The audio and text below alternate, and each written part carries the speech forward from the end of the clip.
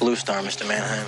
Put all your clients in it. It's gonna move. I don't know where you get your information, son, but I don't like it.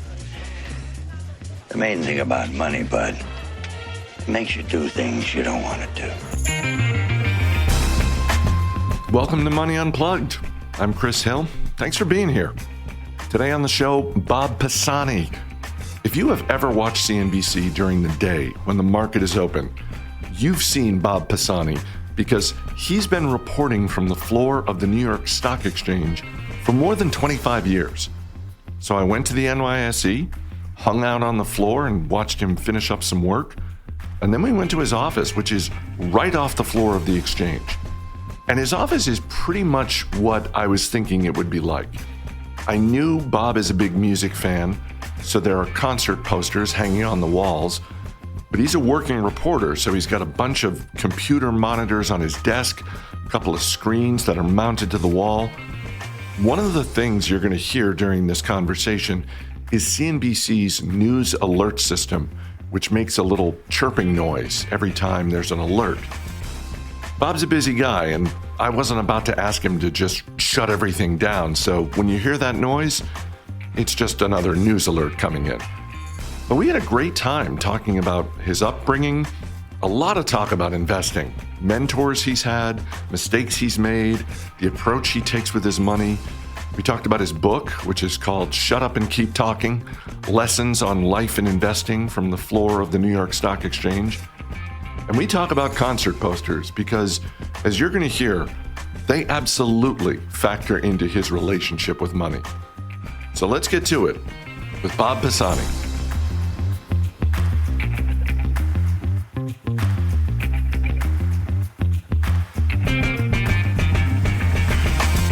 Let me start when you were a kid. Your dad is a real estate developer. Is your dad's business something you're aware of early on? And is that when you think about your earliest memory of money, is it centered on your dad's business? My father was a Horatio Alger story. He was a poor Italian kid from the Bronx on Arthur Avenue, got out of Arthur Avenue and became a real estate developer in the 1960s in Bucks County, Pennsylvania, which is a suburb north of Philadelphia, and also developed in Philadelphia. And I began working for him as a teenager on his projects, literally hauling wood. I was a carpenter's assistant. That means you haul wood up and down stairs, and you hold trusses in place where they nail them in place, and you really learn how a building gets put up.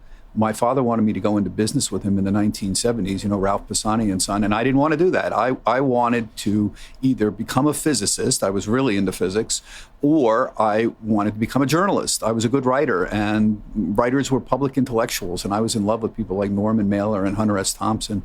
And so I turned him down, and eventually, in 1970, he bought me my first stock. It was a company called Kawicki Burlco, and I was into NASA and the space program in physics, and they made the beryllium shields for the space program. And he said, Robert, I invest in the stock market because it's a good way to invest in America, and I think you should too. And I promptly ignored him. I paid no attention to him at all, even though I understood what he was saying. It didn't resonate with me. I wanted to go write about big stories. I was interested in the space program, but I went to school, studied physics for a few years, worked for my father a bit, and eventually, in 1985, my father became an adjunct at the University of Pennsylvania at the Wharton School, where he started teaching real estate development. And I joined him, and we developed a course curriculum. And by sheer luck, we wrote a book on real estate development that Wiley published in '89. By sheer luck, it came out the month CNBC went on the air. One of my best friends became one of the first producers, and they had me on as a guest sometime in that year. And eventually ended up in 1990, the following year, hiring me as the real estate correspondent. So I got a crash course in ownership of the stock market working at CNBC. It was a brand new company. It had only been there for a year when I got there in 1990. But boy, I learned an awful lot. And I realized very quickly that my father was right. I had no ownership in stocks. I had a 401k that just started when I went to CNBC, but I had no appreciable ownership of anything other than my house. And that was it. I had a small amount of savings in a bank account. And boy, I was a crash course working at CNBC, learning about investing. And my father was right. And I was 35 and had lost 10, 12 years of investing in nothing. And as you know, Chris, this is a big thing, compounding in the stock market. And I had lost 10 years. I should have started at 25. And that's what I tell everybody, look carefully at the value of compounding. It looks small, but at the end, the numbers are really big. And 10 years head start between 25 years old and 35 is big when you're 60 years old.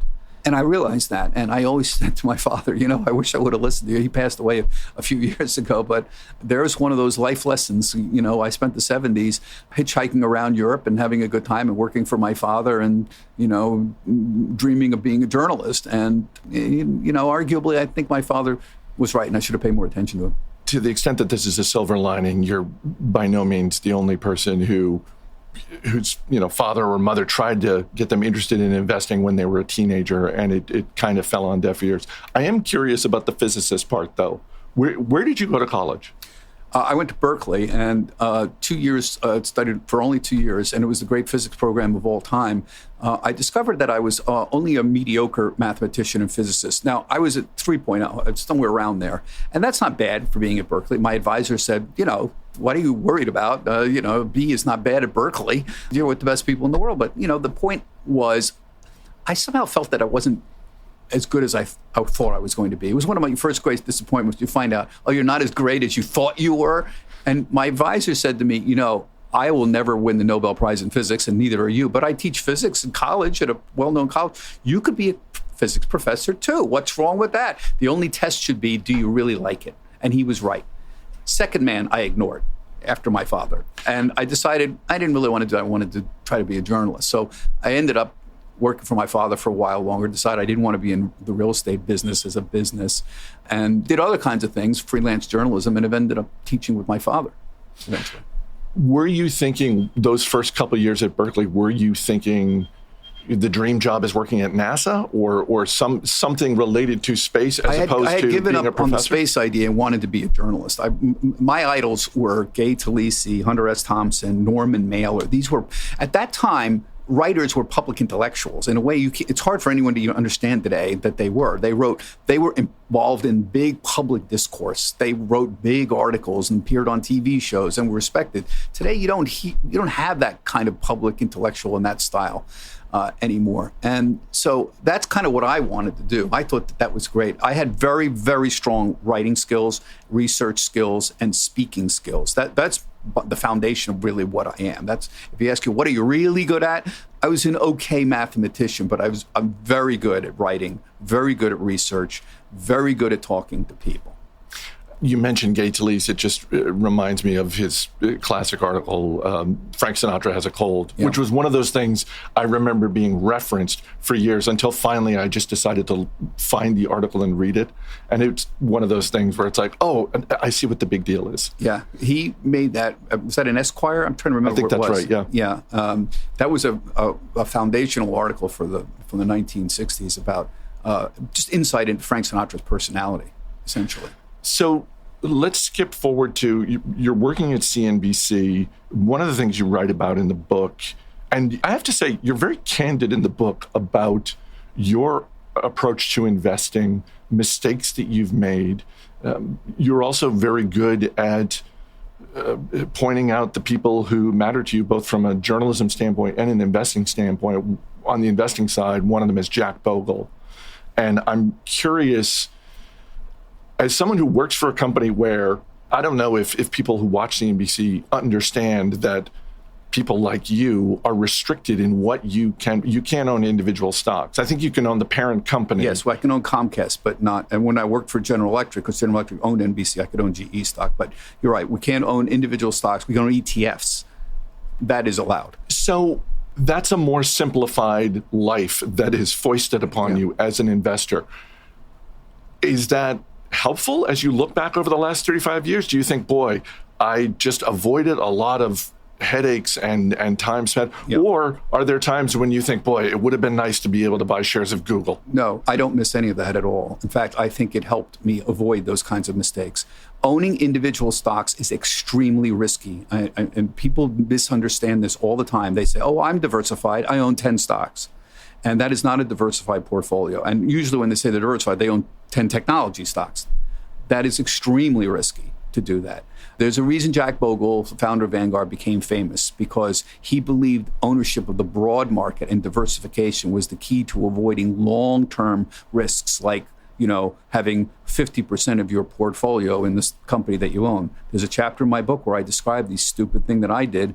I believed that Jack Welch was God, and Jack Welch was the CEO of GE, and he was the most important corporate CEO of the 1980s and 1990s. I knew him, and I thought he could do no wrong. And in 1999, 50% of my 401k was GE stock. Now, Wow. Anyone will tell you that is a stupid thing to do. There is no rule on this, but certainly, nobody should own more than 10% of their 401k in their company stock. It's too risky.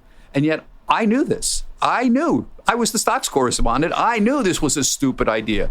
And we could talk about behavioral economics. This is how these biases infect your brain. In this case, it was overconfidence bias. Overconfidence not in me, in Jack Welch. I thought, Jack was God. How could he go wrong? And what happened was Jack retired. Left in 2000, and the dot-com bust happened. The market did not want to value GE as a conglomerate as high, and I got hurt very badly as a result of that overconcentration. That's when I got closer to Jack Bogle. I had met Bogle in 1997. I called him up when I became the stocks correspondent in 97. I was real estate correspondent from 1990 to 1996. In 97, I became the stocks correspondent on the floor of the NYSE, and I'm still here, 28 years later. And I called Jack Bogle up and said, Mr. Bogle, I'd like to say hello.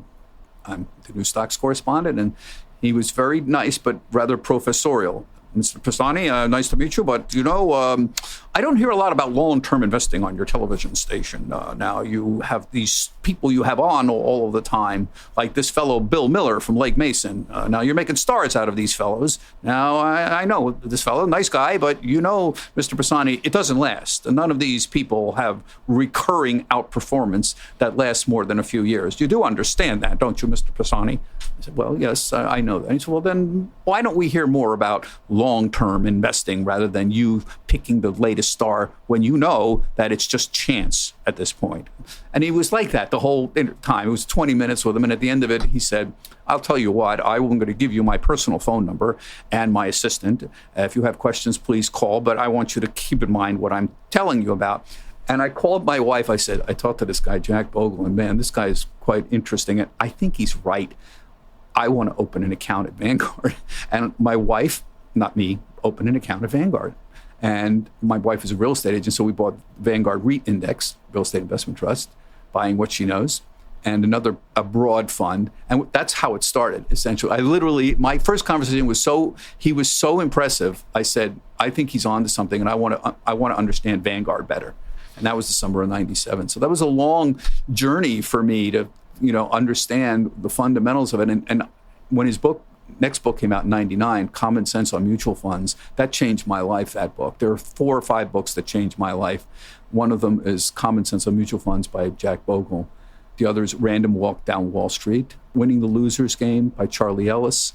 I would list all of these are essentially about index investing, why active management can't outperform passive management. And I just came to believe that it was true because I saw the data. I saw how difficult it was and why. And eventually I came to understand, why doesn't active management, why can't you successfully beat the market and pick stocks very well? And we can talk about that, but that was my fundamental insight after meeting Bogle. By the way, that was a very good impression of Bogle. Like Bogle really is professorial. He's unfailingly polite. We were talking before we started recording, the couple of times I got a chance to meet Bogle, I was also just struck by his enthusiasm for investing. I mean, he had his approach. He swore by his approach, and the data backs it up for, I would say, the majority of people out there. But I just always appreciated how enthusiastic he was about investing in general. Earlier, you mentioned behavioral economics.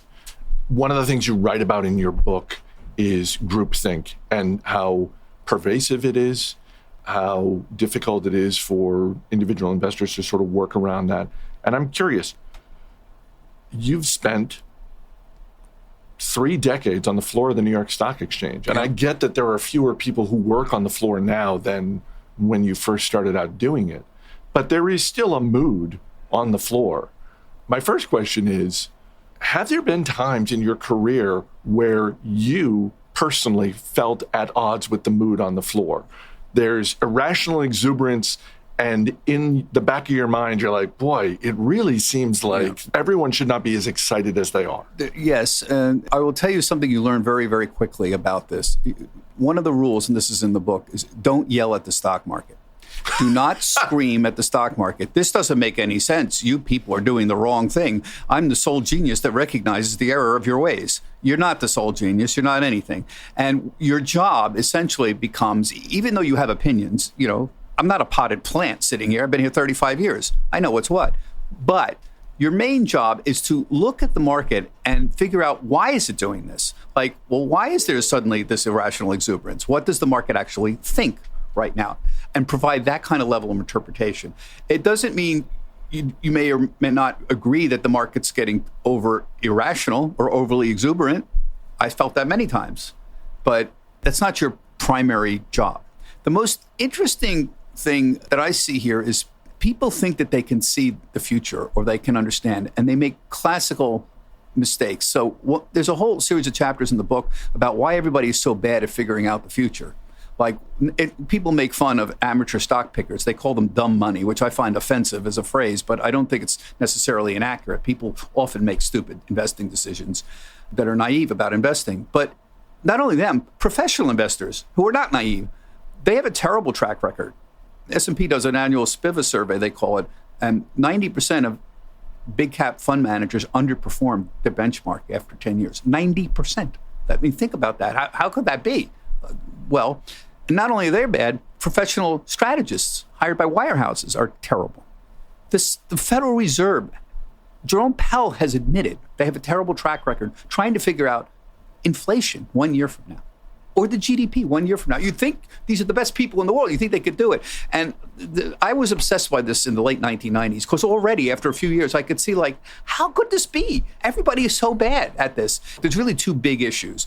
The first is that you are literally infected by biases that affect the way you think. I mentioned earlier overconfidence in Jack Welch as a real factor in why I put too much money in my GE stock, which was the company that owned us in the 1990s. There are dozens of biases that literally get into your head and throw your thinking off from the correct way to look at things. Overconfidence is a simple one. Another one is recency bias. We see this all the time. People think, oh, well, the stock market was up 20% last year. It must be up 20% again. But this is obviously not true. And anyone who looks at history knows this, and yet people don't want to believe it. This is what I mean when I say these biases are so powerful. They overcome your rational thinking to a large extent. There's gambler's fallacy, again, similar to that, where you think you're on a winning streak, you can't lose. So that's one big problem. There are dozens of these biases. I mentioned in the book, there's lots of books on this that literally throw off your thinking. The other is the sheer complexity of trying to understand the future. I have an example of, like, pick a Caterpillar analyst. Now, there's a fairly simple idea. This guy is supposed to figure out what's Caterpillar earnings going to look like a year from now and estimate the price. You'd think that wouldn't be that hard. It turns out it's really hard. It's hard because there are literally potentially billions of potential analytical data points to go into making this up. There's a macro thing. What's the global environment going to look like? Caterpillar is a big construction company. What's the global environment affecting construction going to look like? What's the micro environment in certain areas where they're big in China or Poland, going to look like? What about the company? Does the CEO take ill?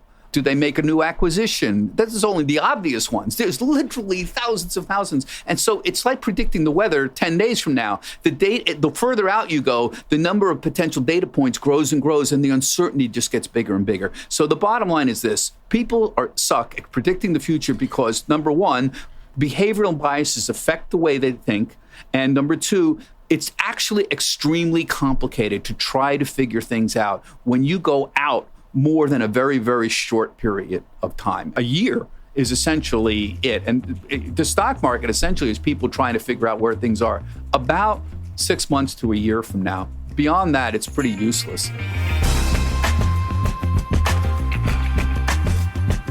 More with Bob in a minute. Hey, is it just me, or is the worst of the cold winter weather finally behind us? It's warming up, which means for people like me who prefer getting exercise outdoors, it's time to do a little shopping at Pacers.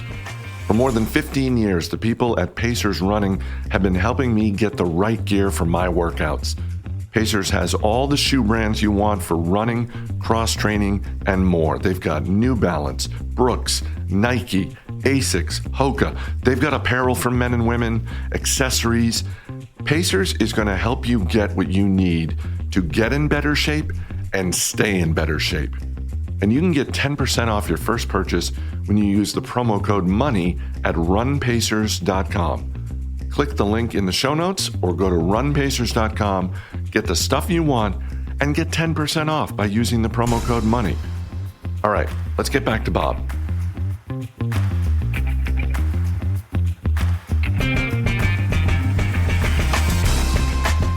This is something you touched on just now, is just how difficult it is to run a business. That was one of my main takeaways from Phil Knight's book about the founding of Nike and sort of the earliest days of Nike, is just how difficult it is and how many forces within the market and otherwise that are working against anyone who's really just trying to start a business, whether it's a sandwich shop on the corner or, an athletic apparel company. Think about how many points of failure there are. And we only see the successful ones, like Phil Knight was a huge success at Nike. You don't see the 1,000 Phil Knights that tried very hard, and yet something stopped them. And it could be something as simple as you walk across the street and you get hit by a bus. I know that sounds obscene and ridiculous, but it does happen all the time.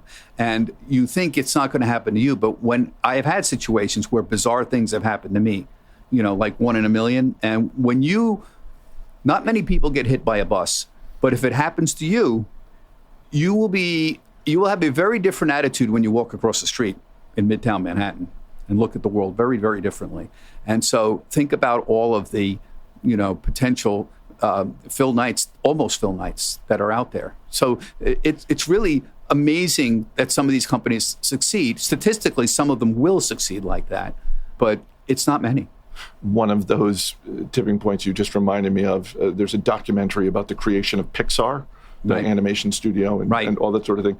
And there's a moment in the documentary where, because George Lucas used to be the primary owner of Pixar, and he was getting divorced, and he needed money to pay for the divorce, so he sold Pixar. And that's how it ends up in the hands of someone like Steve Jobs, that sort of thing. It's like, boy, if George Lucas has a very happy marriage, the world's different. The world is different. Pixar is different, probably. It makes you know what it does.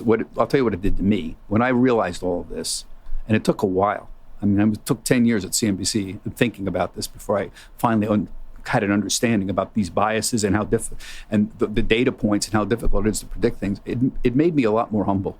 It really did. It wasn't that I didn't stop worrying about things or worry about getting hit by a bus, but it made me realize, like, it's not life is a crapshoot, but you are very foolish if you don't recognize the elements of chance that exist. Even the fact, just on my personal level, getting the job at CNBC happened because I had a book out on real estate development with my father. CNBC went on the air the moment the book came out. They needed a real estate reporter, and one of my best friends got one of the first jobs at CNBC. Now, that's a lot of things that have to happen to have me end up at CNBC. Literally the odds, my friend calling me saying, "Hey, what are you doing? I just got a job at this new NBC cable company. This what are new you doing?" I said, no I got a book out. Of. Oh, well, maybe, why don't you we'll figure out a way to have you on. And well, what are the odds of that happening? A lot of things have to happen to make that odd thing happen. And so this is what I tell people, particularly young people: recognize the role of serendipity in your life, but you're not a leaf blowing around in the wind. Once I saw that opportunity, I came to CNBC and I saw it, and I said, this is a perfect place for my skill set. I told you earlier, what I'm really good at is writing, research, talking to people, doing those kinds of things. This proved to be the perfect environment to do that. Serendipity may have had a big role in getting you in the door. You've been on the air for 35 years at the same network. That is rare. To what do you attribute that? Yes, it is extremely rare. I am sort of like the last of the Mohicans. Very few people can have 35-year careers in the same place. I elected to stay put here for a couple of reasons. Number one, CNBC is run by very smart people, and it is a congenial place to work. And particularly compared to the rest of television, which can be a very cutthroat business, by and large. I like CNBC. I like the management. I like being part of NBC and being part of Comcast. Number two, I work at the New York Stock Exchange. And even though I don't work for them, I've been here for 27 years. It is a wonderful experience. I always tell people, what would you give to meet all of your heroes? If to meet every rock star, king, queen, everything. I mean, we're talking close to 15,000 bell ringings, opening and closings in 27, 8 years. I don't say hello to everybody, but it's amazing. Even if you have 5 minutes, there's the CEO of Chevron, or there's the CEO of Philips or something like that, or there's just some rock star, and you say hello to them. And most of the time it's fairly, it's 3 or 4 minutes and that's it. But sometimes they say things really interesting that stay with you for a long time. It's an interesting job. And then you go out and have a drink with traders and talk about the stock market. So you combine the fact that you have a stable company, in an interesting business, the broadcasting business and the financial business, at a place, the New York Stock Exchange, where every day there's somebody new coming in. Well, you got an interesting job there. The hardest thing in life is figuring out an exit strategy. Like, when should you leave? It's easy to look into a stock. It's kind of easy to look into a job sometimes. It's easy to look into a relationship with a boyfriend or a girlfriend. But how do you figure out when you should do something else? When should you move on from your boyfriend or girlfriend or the job or a stock that you own? What criteria should you use? And it turns out to be very difficult. People get mired in this. Some people in a job, some people stay too long, some people leave too early, and they realize that later, and they say, I should have stayed longer. In my case, I felt happy to be here, and still am happy to be here. There's always that fork in the road, that, Chris. If I would have taken a job somewhere else 20 years ago, maybe 9/11 after that was a very difficult time here. I considered leaving. Maybe something else would have been great, and I would have been happy. I don't know. All I know is the path that I took, I felt that I made the right decision. Let's wrap up with the speed round.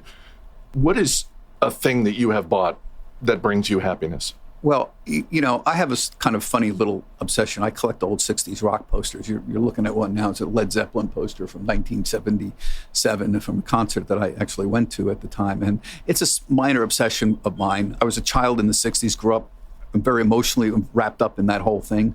And it gives me great pleasure and joy. I believe these artists, it's called psychedelia, was the artistic term for it, they're sort of like the Toulouse-Lautrecs of their day. They were famous artists, poster artists, and they greatly contributed to a new visual style. So I really love doing that.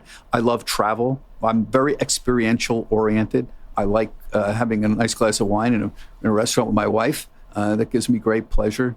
So I spend a lot of time, my spare time, with experiences or staring at beautiful rock posters. It's true money can't buy you happiness, but there's a certain amount of joy that it can bring you. And that's one of the great things about success, when you can afford to take your wife out once a week to a fancy restaurant. And it's true money can't buy you happiness, but it'll buy you a nice glass of white wine.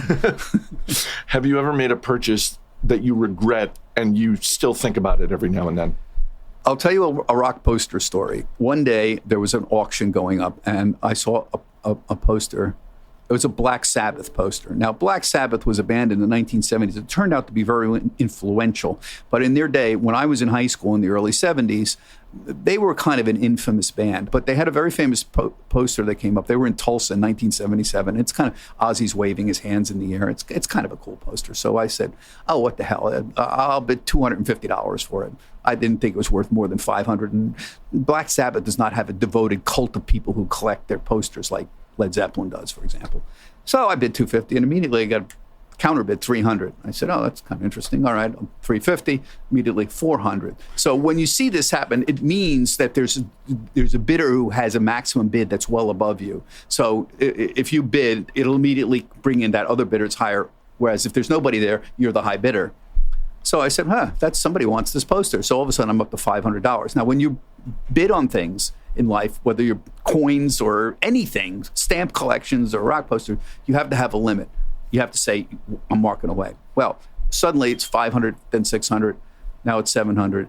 I'll also end this thing and tell you that I ended up buying the poster for $3,500. Wow. So I'm screaming at the end of this thing because I have broken all of my rules. This is behavioral economics 101. You know this is not right. You know, for some reason, this poster is not $3,500.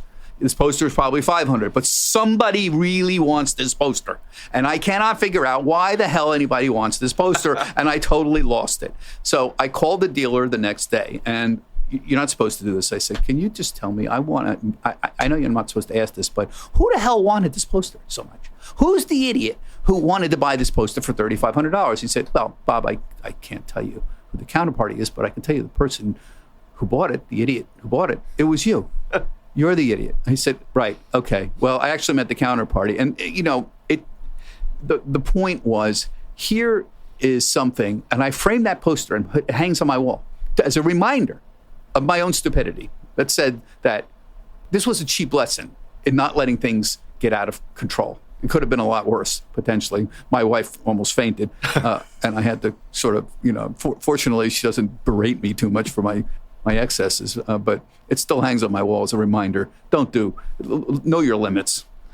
What is a charitable cause that you like to support? Well, my father was born on Arthur Avenue, and St. Barnabas Hospital still is there. It's just bulwark in the Bronx, so I give money to them, and I think it's a wonderful cause. I also give money to scientific societies like the Planetary Society, very big on space exploration. I've never lost that interest in space exploration, and organizations that promote scientific reasoning, Skeptic Society.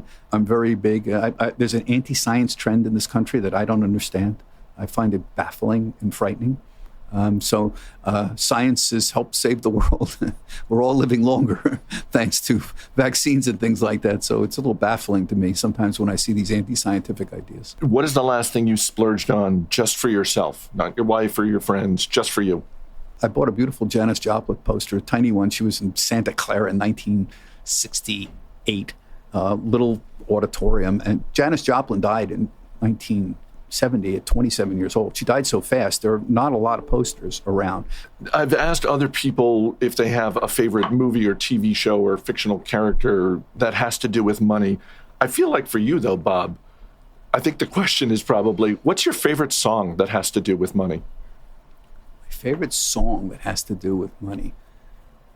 Can't Buy Me Love by the Beatles. It's the sort of the classic one when I was growing up. I mean, that sort of says everything. Somebody once joked, of course, the refrain is, money can't buy me love. One cynic I met once said, money can't buy you love, but it will buy you a better class of enemies. I forget who said that, but somebody famous once said that. And, you can get all sorts of cynical attitudes about it. There's not many things that I have very, very strong convictions about, but one of them is the power of love. I believe in love. I know that sounds ridiculous because I'm basically a rationalist and very scientific about the way I look at life, but I saw what love did for me and how it changed my life when I met my wife. We're still together 43 years later, and it made me a better person. So if you ask about silly things that really matter to me, that learning to meditate 20 years ago made a huge difference in my life. After 9/11, I was in a lot of trouble emotionally. I mean, a bunch of my friends were dead. Downtown was a smoking ruin. We were in a recession. People were fearful. And I considered leaving, thinking, my friends are leaving the business. It's been a good 10-year run. It's 2000, time to get out. And I joined the Buddhist Meditation Society in Midtown and learned to meditate. And what I discovered was it teaches you to calm down, basically. That what happened is not your fault. The world is changing, and you need to learn to adapt to that. These anxieties that you're feeling about, losing your friends, why are you still here? These are anxieties that exist in your head. They don't have any external reality, and you can change your relationship with these anxieties. You can literally change the way you think about this by thinking about it and meditating on it. And this was like a huge revelation to me because it's such an obvious statement. These anxieties you're having, they don't exist in the real world. It's not a chair. It's just in your head. What if you sat down and changed the way you relate to this anxiety, the way you think about it? This is like so obvious, and yet it's a remarkable how very few people actually look at things that way. It changed my life. So I would say the power of love, learning to meditate, and finally, my one sop here to my business, appreciating the consequences of long-term investing. Because now I'm almost 70 years old, and I got here at 35, and I had almost no savings. And through slow, diligent investing, you don't make a fortune being a reporter, but slow, diligent investing and meeting Jack Welch all those years ago, it's not so bad now. There you go. Bob's book, Shut Up and Keep Talking, is available everywhere. It's a fun read because there are a ton of entertaining stories, and Bob's a really good writer. But it's also got some well-organized, straightforward, no-nonsense advice. It's worth your time and definitely worth giving to anyone who's interested in investing. If you want to contact this show, drop a note to info@moneyunpluggedpod.com. I'm Chris Hill. Thanks for listening. See you next week.